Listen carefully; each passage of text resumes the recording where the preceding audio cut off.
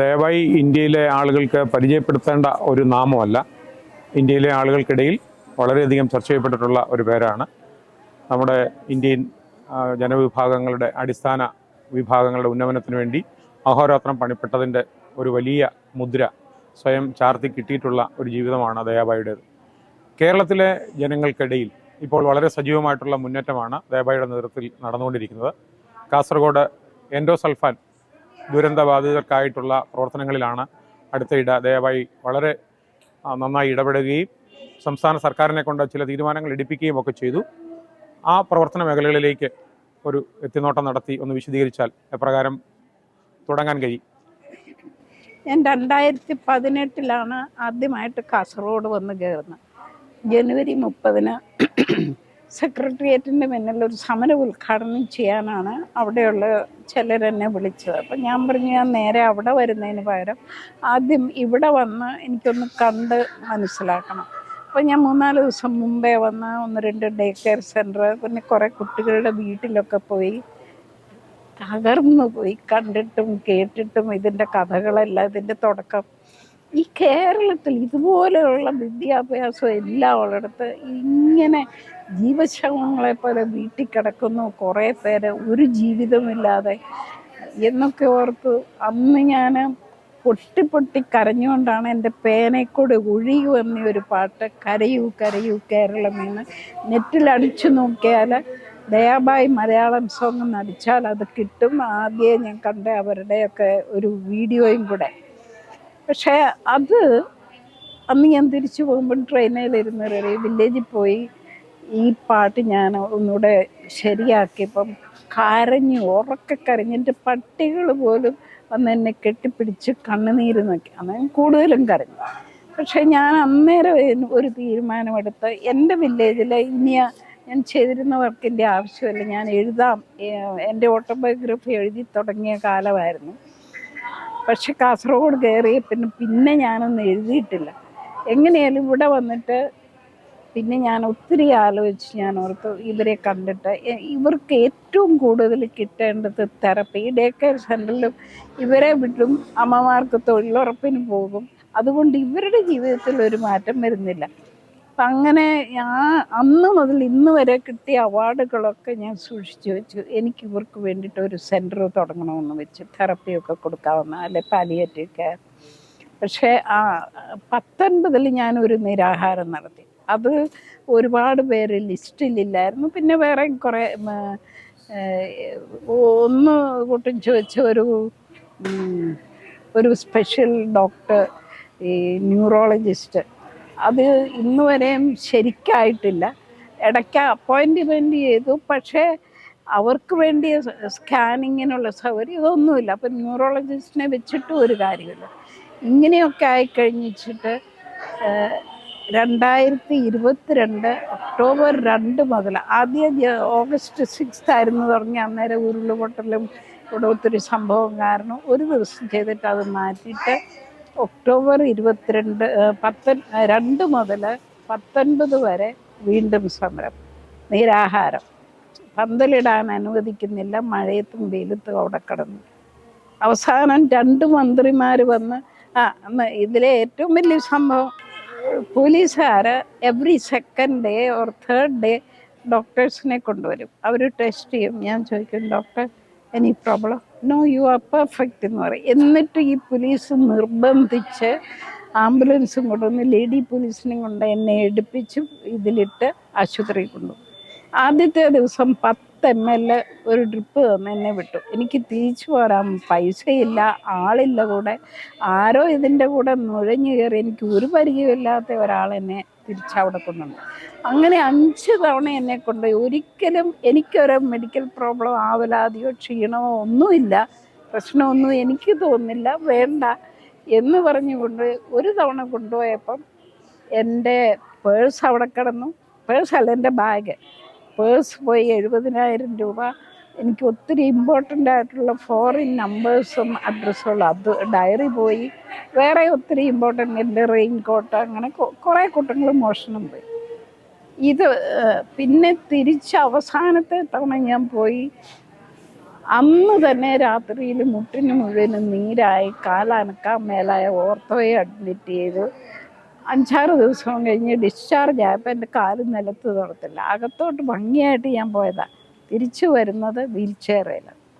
ഇപ്പം 14 മാസമായിട്ട് ഞാൻ നടക്കുന്ന ഇതും കൊണ്ട്. കാരണം ഞരമ്പിന് എവിടെയോ പരുക്ക് പറ്റി, ഫ്രാക്ചറും അങ്ങനത്തെ ഓർത്തോ പ്രശ്നങ്ങളൊന്നുമില്ല. ഇപ്പോഴും അതങ്ങനെ നിലനിൽക്കുന്നു. അപ്പം എനിക്ക് ലൈഫ് ഒത്തിരി കൂടെ വിഷമം പിടിച്ചായി, പിന്നെ എക്സ്പെൻസീവായി. എപ്പോഴും ആരുടെയും ഹെൽപ്പ് വേണം. ഓരോ സ്റ്റേജ് ഞാൻ കൂടുതൽ യാത്ര ചെയ്യുന്ന ട്രെയിനിലും സെക്കൻഡ് ക്ലാസ്സിലുമാണ്. അതൊന്നും ഇപ്പോൾ അത്ര എളുപ്പമല്ലാതെ വരുന്നു. ഇതൊരു പ്രശ്നം. ചികിത്സ കാര്യമായിട്ട് ഞാൻ ആയുർവേദിക് അല്ലാതെ ഒന്നും ചെയ്യുന്നില്ല. പക്ഷേ ആ എഴുതി വാഗ്ദാനം ചെയ്തത് ഒന്നും നടപ്പാക്കിയിട്ടില്ല ഇന്ന് വരെ. അപ്പം മിച്ചമൊന്നുമില്ല. എനിക്കറിയാവുന്ന ആയുധം ഗാന്ധിജിയുടെ ആ നോൺ വയലൻ്റ് അപ്രോച്ച്. അതുകൊണ്ടാണ് നിരാഹാരത്തിന് പോയത്. ഇനി വേറെ നടപടി നോക്കണം. ഇതൊന്ന് പൊതുജനങ്ങളോട് ഇതെല്ലാം പറഞ്ഞിട്ട് ജനങ്ങളും കൂടെ തീരുമാനിക്കുക, എന്തുകൊണ്ട് ഈ കാസർഗോഡിന് ഇത്ര അവഗണന ഈ കുട്ടി എന്ന് മാത്രമല്ല. ഇപ്പോൾ കുറച്ച് 6-7 മാസമായിട്ട് ഇവർക്ക് പെൻഷൻ കിട്ടുന്നില്ലായിരുന്നു. നവകേരള ആയപ്പം കുറച്ച് പൈസ കൊടുത്തു. പിന്നെ ഞാൻ ആദ്യത്തെ സമരം ചെയ്തപ്പോൾ കുറേ പേരെ ഇതിലേക്ക് ആഡ് ചെയ്തു. ഈ സമരം കഴിഞ്ഞപ്പം ഞങ്ങൾ ചോദിച്ചിരുന്ന 2017 മുതൽ സർവേ നടത്താത്തത് കൊണ്ട് അത് കഴിഞ്ഞ് ജനിച്ചവരൊന്നും ലിസ്റ്റിലില്ല. അപ്പം സർവേ നടത്താൻ ആദ്യം അവർ ചെയ്ത് സർവേക്കുള്ള ആപ്ലിക്കേഷൻ ഇൻവൈറ്റ് ചെയ്തു. അത് ഒരിടയ്ക്ക് 29,000 ആപ്ലിക്കേഷൻ വരെയായി. നമ്പർ കണ്ട് പേടിച്ചിട്ടാണോ സർവേ ഇതുവരെ നടത്തിയിട്ടില്ല. അത് കഴിഞ്ഞ് ജനിച്ചവർ ഒരിടത്തും ലിസ്റ്റിലില്ല. മാത്രമല്ല, ഏത് കാരണത്താൽ അറിയുന്നില്ല, 2011 കഴിഞ്ഞ് ലിസ്റ്റിലുമായിരുന്ന കുറേ പേരെ ഇതിൽ നിന്നും മാറ്റി. ഇത് ഈ സർക്കാർ എങ്ങനെ ഇവരൊരു പപ്പറ്റ് പോലെ ഇവരോട് കളിക്കുകയാണ്. ഡോക്ടർമാരിരുന്ന് ടെസ്റ്റ് ചെയ്ത് ഓക്കെ ചെയ്ത് കഴിഞ്ഞ് ഡെപ്യൂട്ടി കളക്ടർ, തഹസിൽദാർ ഇങ്ങനെയുള്ളവരെ യെസ് പറയുമ്പോഴാണ് ഇവർ ലിസ്റ്റിൽപ്പെടുന്നത്. അപ്പം ഈ ലിസ്റ്റിലാക്കി ഇവർക്ക് കിട്ടിക്കൊണ്ടിരുന്നതും കൂടെ നിർത്തിയത് അതെങ്ങനെയാണ്? ഇതൊരു ഫണ്ണി വേ ഓഫ് ഡീലിങ്. ഇങ്ങനെ കുറേ കാര്യങ്ങൾ ഇതിനി മുമ്പോട്ട് കൊണ്ടുപോയാലേ പറ്റൂ. ഇരകളാക്കപ്പെടുന്ന ഒരു വിഭാഗം ആളുകളെ പരിപൂർണമായിട്ടുള്ള ഒരു അവഗണനയുടെ അവഗണനയും പിന്നെ എന്തോ പ്രതികാര മനസ്സോടെ ഇവരെ അതിൽ നിന്നും കൂടെ മാറ്റുക. ഞാൻ പറയുന്ന കൊറോണയുടെ സമയത്ത് ഇവർക്ക് ആശുപത്രി ഇവിടെ സൗകര്യങ്ങളില്ല. ഇത് എപ്പോഴും മംഗലാപുരത്താണ് വന്നത്. അവിടെ മണ്ണിട്ട് പൊക്കി ഒരുപാട് പേര് ബോർഡറിൽ പോയി മരിച്ചു. കൊറോണ കൊണ്ടല്ല, എൻഡോസൾഫാൻ വ്യക്തിസ്. ആ മരിച്ചതിന് കുറ്റം മണ്ണിട്ട് പൊക്കിയതാണോ? ഇവിടെ ഇവർക്ക് ബേസിക് ആയിട്ടുള്ള ചികിത്സാ സൗകര്യം ഇല്ലാത്തതാണ്. ചികിത്സാ സൗകര്യം നഷ്ടപ്പെടുത്തുന്ന രീതിയിൽ ആണ് കേരളത്തിൽ നിലനിൽക്കുന്നത്. ഇല്ല, അവർക്കില്ല. ഈ കാസർഗോഡിൽ ഇല്ല വേണ്ടുന്ന സൗകര്യങ്ങൾ. ഇത് കംപ്ലീറ്റ് ആവുകയാണ്. ഞാൻ പറയുന്നത് സർക്കാരിനെ ഇതിനൊക്കെ ഉള്ള, ഇംഗ്ലീഷിൽ പറയും കൾപ്പബിൾ ഹോമിസൈഡിന് കുറ്റക്കാരാക്കണം. കാരണം മനഃപൂർവമല്ലാത്ത നരഹത്യ. തീർച്ചയായിട്ടും കേരളത്തിന്റെ ഒരു മനസാക്ഷി ഈ കാര്യത്തിൽ ഉണർന്നിട്ടില്ല എന്നുള്ളതാണ് അത്യന്തം ഖേദകരമായിട്ടുള്ള ഒരു കാര്യം. ഉണർന്നിട്ടില്ലാത്തതാണോ, ഉണർന്നിട്ട് മനഃപൂർവ്വം ചെയ്യുന്നതാണോ എന്ന് സംശയിച്ചു. ഒരു മരവിച്ച മനസാക്ഷിയുമായിട്ടാണ് കേരള സമൂഹം. മനസാക്ഷി ഇല്ല. ഞങ്ങൾ പിന്നെ ഇപ്പം ഈ അടുത്ത കാലത്ത് ഞാൻ ഇത്രയും വർഷം ജീവിച്ച് പ്രവർത്തിച്ചിട്ട് എനിക്കൊരു ഫണ്ടോ NGO ഒന്നുമില്ല. ഇപ്പോൾ ഞങ്ങൾ കുറച്ച് പേര് കൂടി ഒരു ട്രസ്റ്റ് ഉണ്ടാക്കി, ദയ ഫൗണ്ടേഷൻ എന്നുള്ള പേരിൽ. പിന്നെ കുട്ടികൾ ഇങ്ങനെ കിടക്കുക, അപ്പോൾ അവർക്ക് therapy, physiotherapy, speech therapy, occupational therapy, special education, skill development ഇതൊക്കെ കൊടുക്കാനായിട്ട് ഇടം എന്നുള്ള പേരിൽ ഒരു സെൻറ്ററും തുടങ്ങി. ഇതാണ് അതിൻ്റെ ഞങ്ങൾ അതിൻ്റെ കാർഡ് ഉണ്ടാക്കിയത്.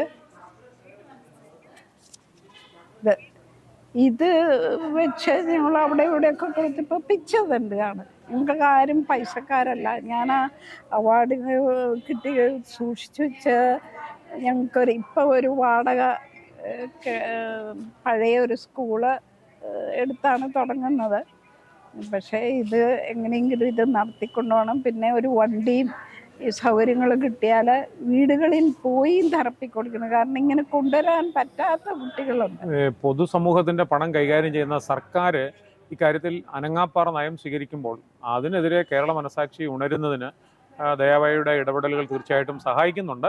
പക്ഷേ എങ്ങും എത്തിയതായിട്ട് നമുക്ക് അവകാശപ്പെടാൻ പറ്റാത്ത രീതിയിലാണ് സർക്കാരിൻ്റെ പിൻവാങ്ങൽ ഒരു നിലപാട് എത്തിയിരിക്കുന്നത്. അതിനെതിരെ കേരളത്തിലെ ആളുകളെ ഒന്നടങ്കം സംഘടിപ്പിക്കുന്നതിന് വേണ്ടിയിട്ടുള്ള ഒരു നീക്കം തീർച്ചയായിട്ടും ദയാവായുടെ നേതൃത്വത്തിൽ ഉണ്ടാവും. അത് ഈ ജനങ്ങൾക്ക് വളരെയധികം ഈ മീഡിയക്കാരും ഒക്കെ അതിൻ്റെ ഒരു ഭാഗമാകണം. ഞങ്ങളുടെ കൂടെ മീഡിയയ്ക്ക് ഒത്തിരി ചെയ്യാൻ പറ്റും. തീർച്ചയായിട്ടും ആ നിലയിലുള്ള ഒരു മുന്നേറ്റം നമുക്ക് നടത്തണം. Thank you.